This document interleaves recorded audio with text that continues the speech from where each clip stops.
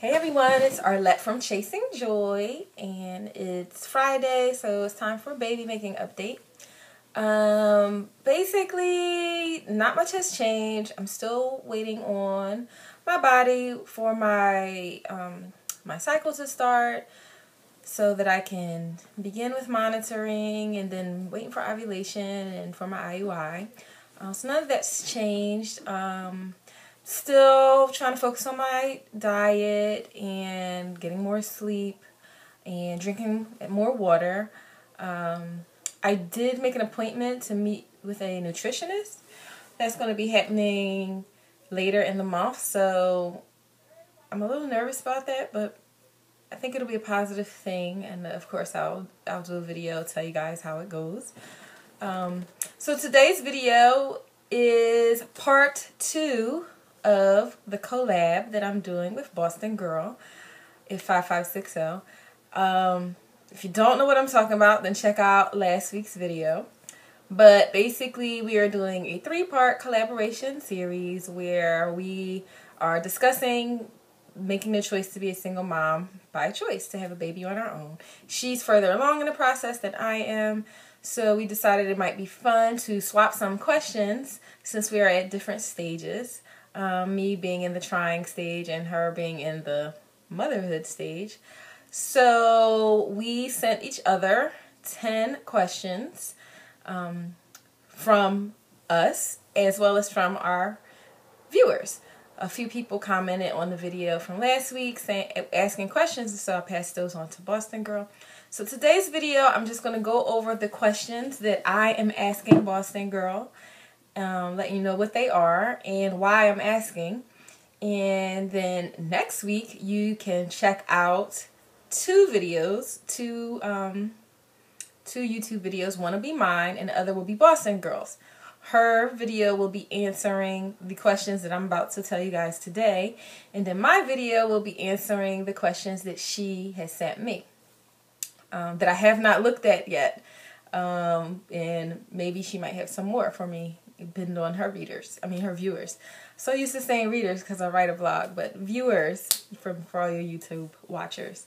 So I have the questions over here, so pardon me because I'll be looking to the side. But basically, here we go. So like I said, there are 10 questions.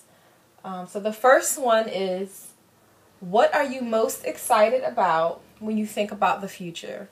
I am asking her this question because so much about this choice, and I think becoming a parent in general, is very, very scary. And you know you want this, but it is scary. You're fearful, is it going to really happen? You know, what happens after? And then further on the line, we're going to be a good mom and all those things.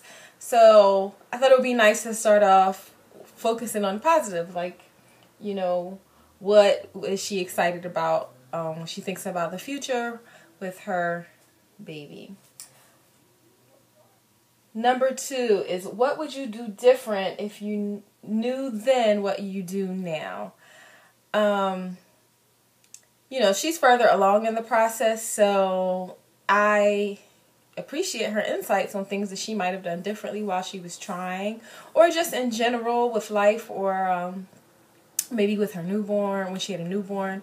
You know, it's good to learn from other, I don't want to say mistakes, but it's good to learn from other people's experiences so that you can have better experiences of your own. Third question is, what scares you most when you think about the future? So like I said, a lot of things can be scary when you are trying to become a parent or making any really big life change. But especially if you're trying to become a parent and do it on your own, it can be really scary. So sometimes it can be helpful to know what fears other people have, so that you know that you're not alone, that everyone has fears, and it makes us all more relatable and able to understand each other better.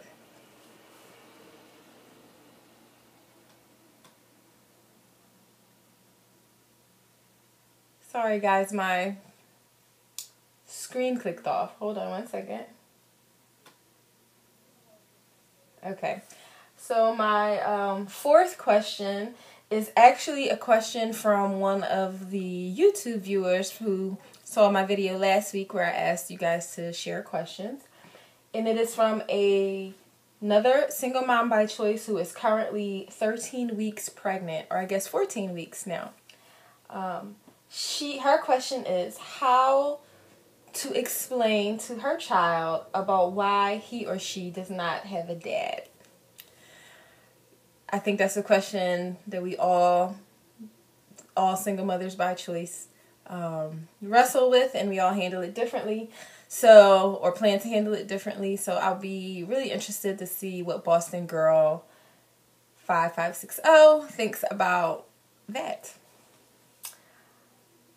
Number 5 is also from one of the viewers from last week. And her question is, what was the turning point in making your decision to become a single mother? Again, I think that's, anyone making this choice have had that moment where you just decide, I'm just going for it. And I think it's different for everyone. So it'll be great to hear what was the turning point for Boston Girl. Number 6 is, do you ever think twice about becoming a single mom by choice? That's another question from a YouTube viewer. So I can guess what Boston Girl's answer is or was before she had her daughter, but I'll wait to see what she says next week. Number 7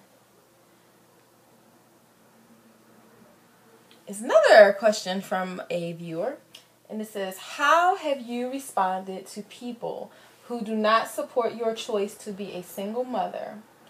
And this subscriber said that her sister does not participate in any conversations when she brings up trying to conceive by herself.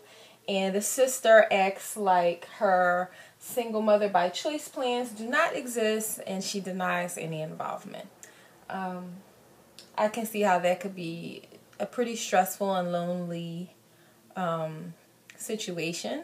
So I'll be really interested to see what Boston Girl 5560 has to say about it. I have some opinions on that, but I'm going to wait, and I might address it in a different video, but we'll see what Boston Girl has to say next week.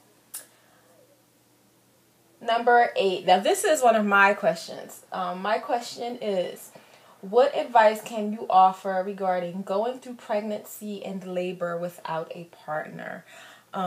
That is one of the things that I am most nervous about going forward. You know, I have no doubts that I want to have a child. I've always wanted to be a mom. But like I said, this whole single mother by choice thing really is my plan B. I always imagined I'd be married and have a partner. So, you know, I never really imagined myself being pregnant on my own or going through labor on my own. I mean, I have family. My mom is my biggest supporter, and I have other family members who I know they'll be there for me if I need them. But it is kind of scary to know, you know, that I'll be pregnant on my own. You know, who's going to come rub my feet, you know, like they do on TV all the time. So I'm very interested in any advice she can give related to that. Number 9 was, what made you decide to show Ava in your videos and tell us her name? So that's Boston Girl's daughter, and she shows her pictures, and she shows, she includes her in the video sometime. And me being a blogger, I've been into social media for a while, and I'm pretty open with things online. However, I don't know how I will feel about being so open with my baby. I haven't made any decisions yet because I'm not even pregnant yet, so I have time, but I'm really interested in Boston Girl's thought process with sharing her daughter and her daughter's name.